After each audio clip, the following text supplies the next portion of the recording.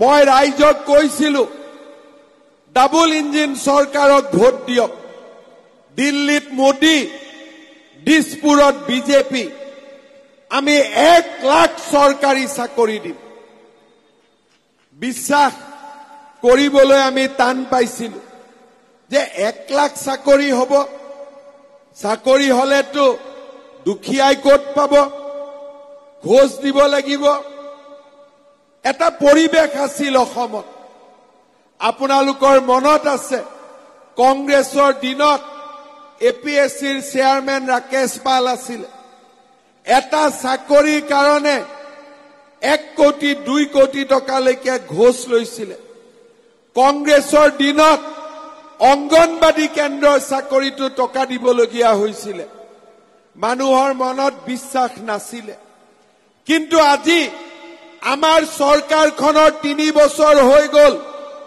আমি 1 লাখ লৰা ছোৱালীক চৰকাৰী চাকৰি দিলো কোনে চাকৰি পালে কোনোবা ঠেলা চালকৰ লৰা কোনোবা ৰিক্সা চালকৰ লৰা কোনোবা শিপিনীৰ ছোৱালী কোনোবা কৃষকৰ লৰা আজি আপোনালোকে দেখিব চৰকাৰী অফিচত নতুন নতুন কৰ্মচাৰী পুলিচত নতুন নতুন ডেকা লৰা বিদ্যালয়ত নতুন নতুন শিক্ষক দেউতাক মাক সাধাৰণ ঘৰৰ কোনোবাই পৰিশ্ৰম কৰে লৰা ছোৱালীক কষ্ট কৰি পঢ়ুৱাইছিল আজি আমাৰ চৰকাৰৰ দিনত চাকৰি পাইছে দেখিলে মন ভাল লাগে কিবা যেন ৰাজনীতি কৰাৰ অৰ্থ আমি বিচাৰি পাওঁ যেতিয়া গুৱাহাটীৰ খানাপাৰাত একেলগে 50,000 লৰা ছোৱালীক আমি চাকৰি নিযুক্তি পত্ৰ দিছিলো মনটো গৌৰৱেৰে উফন্দি উঠিছিল যে কতো কোনেও 1 টকাও দিয়া নাই দেউতাক মাকে পঢ়ুৱাইছিল আজি চৰকাৰী চাকৰি পাইছে আজি বহাগ বিহুৰ দিনা আমি আকৌ এবাৰ কৈছো এই লোকসভা নিৰ্বাচনৰ পিছত আমি আকৌ 50,000 লৰা ছোৱালীক চৰকাৰী চাকৰি দিম নিবনুৱা যুৱক যুৱতীৰ আশা মৰহি যাব নালাগে কলেজত যোৱা ছাত্ৰ ছাত্ৰী স্কুলত যোৱা ছাত্ৰ ছাত্ৰীৰ মনত নিৰাশা আহিব নালাগে আৰু সেই কাৰণে 1 লাখ চাকৰিৰ প্ৰতিশ্ৰুতি পাৰ হৈ গৈ আমি আৰু 50,000 চাকৰি দিয়াৰ কথা আজি এই বহাগ বিহুৰ পবিত্ৰ দিনাখন মই ঘোষণা কৰিছো শ্ৰদ্ধাৰ ৰাইজ চাকৰিৰ লগে লগে আমাৰ যুৱক যুৱতীৰ মাজত কৰ্ম সংস্কৃতিৰ এটা নতুন পৰিবেশ সৃষ্টি হৈছে বহুতো স্বাৱলম্বী যুৱক যুৱতী ওলাই আহিছে আমি সিদ্ধান্ত লৈছো যিসকলে চাকৰি নকৰে তেওঁলোকলৈও আত্মসংস্থাপনৰ বাবে আমি চৰকাৰৰ পৰা 2 লাখ টকাকৈ আমি অনুদান দিয়াৰ ব্যৱস্থা লৈছো চাকৰি কৰাই চাকৰি কৰিব কাম কৰা লৰাই কাম কৰিব কেইদিনমান আগতে জাগিৰোডত মোদী ডাঙৰীয়াই 30,000 কোটি টকাৰ উদ্যোগৰ আধাৰশিলা স্থাপন কৰিছিল চৰকাৰী চাকৰি হ'ব আত্মসংস্থাপন হ'ব আৰু শান্তিৰ সুবিধা লৈ আমি অসমত উদ্যোগীকৰণৰো এটা নতুন পৰিবেশ আমি নিৰ্মাণ কৰিম যাতে কোনো ডেকা লৰাই হতাশাত থাকিব নালাগে শ্ৰদ্ধাৰ ৰাইজ ইলেকশ্যনৰ সময়ত আমি কৈছিলো যে আমাৰ অসমৰ মহিলাসকলৰ মাইক্ৰ ফাইনেন্সৰ লোন আমি ৰেহাই দিম সেই সময়ত মাইক্ৰ ফাইনেন্সৰ লোনৰ বিভীষিকাই অসমৰ প্ৰতিটো পৰিয়ালক স্পৰ্শ কৰিছিল।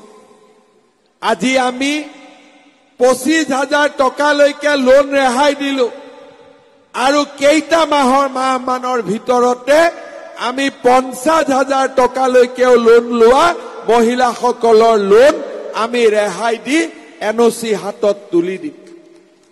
শ্ৰদ্ধাৰ ৰাইজ, কংগ্ৰেছৰ কেইজনমান সাংসদে আমাক কৈছে যে আমি বোলে ভুৱা অৰুণোদয়ৰ কাগজ বিতৰণ কৰো। শ্ৰদ্ধাৰ ৰাইজ, আপোনালোকে নিজে জানে অৰুণোদয় ভুৱা নহয়। অসমৰ 28 লাখ মহিলাই অৰুণোদয় আঁচনি লাভ কৰে। ই ভুৱা নহয়, কিন্তু আমাৰ স্বপ্ন অসমৰ যাতে সকলো পৰিয়ালতে একোটাকৈ অৰুণোদয় আঁচনি আহিব পাৰে। ইয়াত কোনে কোনে অৰুণোদয় পোৱা নাই? অৰুণোদয় নোপোৱা কোন কোন আছে? আছে? আপুনি পোৱা নাই? আপুনি হাত দাঙি থাকক যোনে যোনে অৰুণোদয় পোৱা নাই। ঠিক আছে, এতিয়া হাতবিলাক নামাই দিয়ক। এতিয়া আপোনালোকে যদি এটা অৰুণোদয় পায় মনটো ভাল লাগিব নে নাই? লাগিব নে নাই? লাগিব। মোক ঘোষ কি দিব? কি দিব?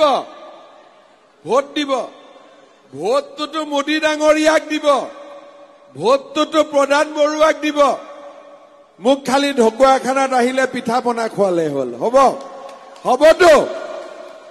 এইবাৰ আপোনালোকে শুনি লওক, মই আজি নৱদলেক দায়িত্ব দি থৈ গলো যে ঢকুৱাখানাত যিমান মানুহৰ ঘৰত ৰেচন কাৰ্ড আছে সকলো পৰিয়ালৰ ঘৰতে আমি এটাকৈ অৰুণোদয় দিম। এতিয়া কাৰ কাৰ ৰেচন কাৰ্ড আছে হাত দাঙক। চবৰে আছে, হয়নে নহয়? চবৰে ৰেচন কাৰ্ড আছে। আৰু যাৰ যাৰ ৰেচন কাৰ্ড আছে তাৰ ঘৰতে পুতুং কৰি অৰুণোদয় আহি যাব। হ'ব? আৰু যাৰ 2-4 জনৰ ৰেচন কাৰ্ড নাই তাৰ ৰেচন কাৰ্ড নৱদলে আপোনালোকক বনাই দিব। হ'ব? হ'ব? হ'ল? লাখপতি বাইদেউ হ'ব কাৰ কাৰ ইচ্ছা আছে? কাৰ কাৰ? এইফালে আছে? এইফালে? এইফালে? এইফালে? মই আহোঁতে ৰাস্তাত জীৱিকা সখী বাইদেউবিলাকক লগ পাই আহিছিলোৱে। বাইদেউসকলে কৈ আছে যে আমাকো চাব লাগিব, কিন্তু তাৰ আগতে সকলোকে লাখপতি বনাব লাগিব। ফৰ্ম ফিল আপ কোনে কোনে কৰিলে? বাপৰে, ঢকুৱাখানা ইমান ফাষ্ট, চবেই কৰি দিলে। আৰু এবাৰ হাত দাঙকচোন কোনে কোনে কৰিলে? বাপৰে। এতিয়া যিবিলাকে লাখপতি বাইদেউৰ ফৰ্ম ফিল আপ কৰিলে তেওঁলোকৰ বেংক একাউণ্টত 2-3 মাহৰ ভিতৰতে পুতুং কৰি 10,000 টকা সোমাই যাব। টকাটো সোমাই যোৱাৰ পিছত গিৰিয়েকক কোনে কোনে টকাটো দি দিব? হাত দাঙক। কোনে কোনে গিৰিয়েকক দিব? হাত দাঙক। কোনেও নিদিয়ে। হে ভগৱান, যদি গিৰিয়েক বিলাকে আমাক ভোট নিদিয়ে, দিবনে নাই গিৰিয়েক বিলাকে ভোট?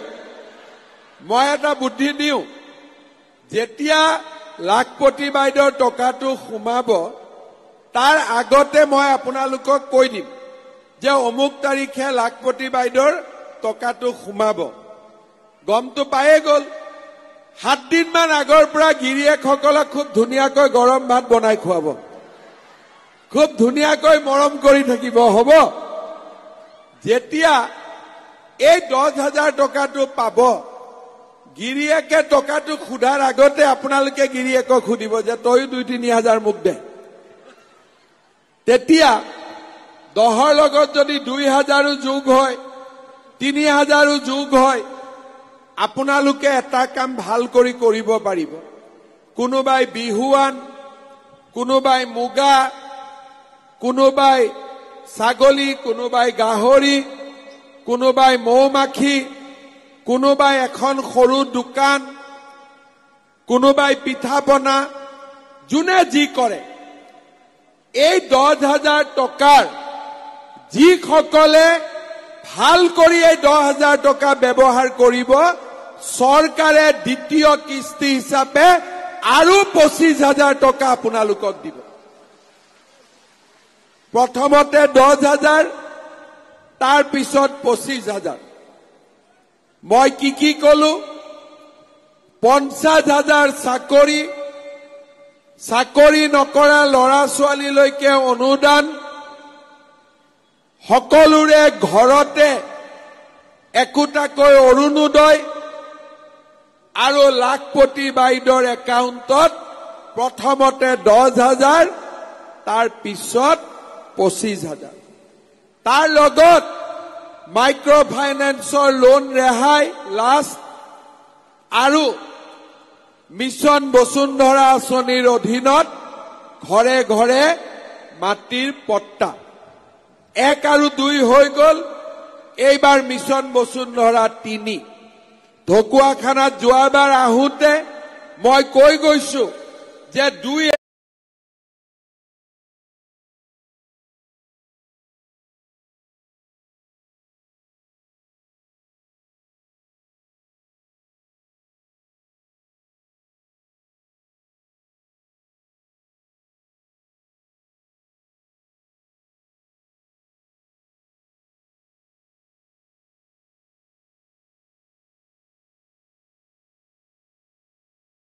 এখন গাঁৱৰ এতিয়াও যি ট্ৰাইবেল বেল্ট এণ্ড ব্লকৰ সমস্যা আছে, সেইখিনি মই সমাধান কৰি দিম, যাতে সকলো খিলঞ্জীয়া লোকে মাটিৰ পট্টা ইয়াত পাব পাৰে। শ্ৰদ্ধা ৰাইজ, মই আৰু এটা আঁচনিৰ কথা আপোনালোকক ক'ব খুজিছো।